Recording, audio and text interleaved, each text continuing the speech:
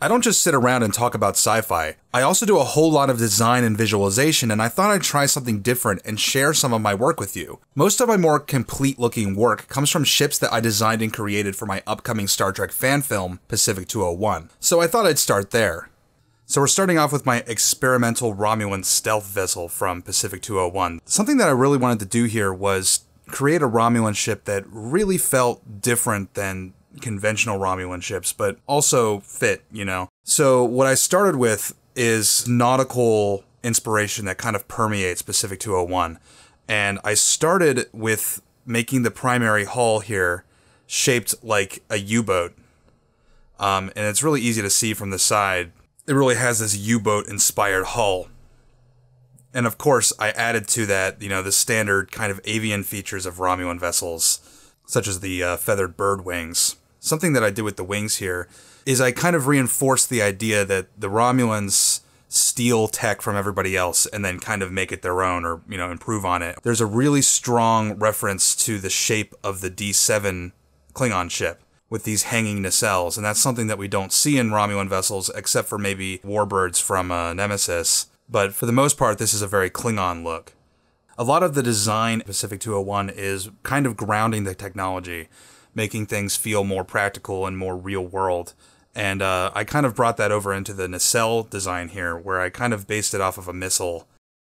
It even has little fins on it. And I added these kinds of fins that kind of make it feel more nautical. So reinforcing both the air and sea elements that Star Trek always has, but I'm hitting more heavily for Pacific 201. And you can see that with some of the weaponry I've done.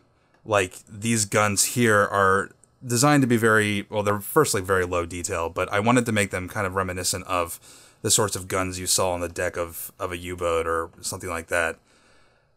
Though there are more spacey weapons like this, or the disruptor row here, or this weapon.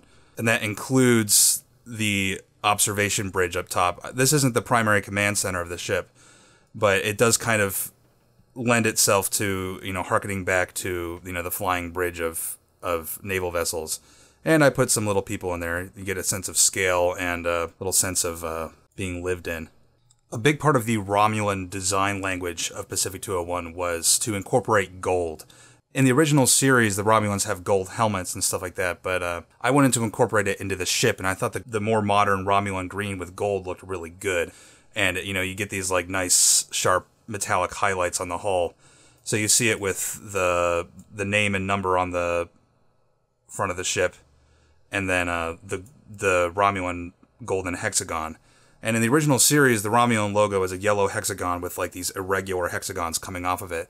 And I feel like that's more a specific logo for the Romulan-Klingon alliance, because it has similarities with the Klingon logo. And I thought the true distilled version of the Romulan logo would be a golden hexagon. And you see, like, a gold hexagon on the front, the foreheads of the Romulans in Balance of Terror. And I've actually extrapolated that whole bit there and created like the full Romulan Imperial crest, which appears in the film. So that's the Romulan stealth ship, the KR-11. I'm totally okay with it kind of breaking the design conventions of typically accepted Romulan design, because it's supposed to be kind of this specific experimental ship. It's not a common design, and it's designed around a specific purpose. So it looks different, and it has, you know, some elements that are maybe unfamiliar to other Romulan designs. Hopefully you enjoyed that. If so, let me know in the comments if you'd like to see more stuff like this, and feel free to ask any questions you'd like. I've spent literally countless hours on this stuff, so I'd love to talk about the rationale behind certain decisions and stuff like that. If this is your first time on my channel, I do lots of videos on Star Trek and Star Wars, and some other sci-fi sprinkled in, so check that out if you'd like. Thanks for watching, and I'll see you next time.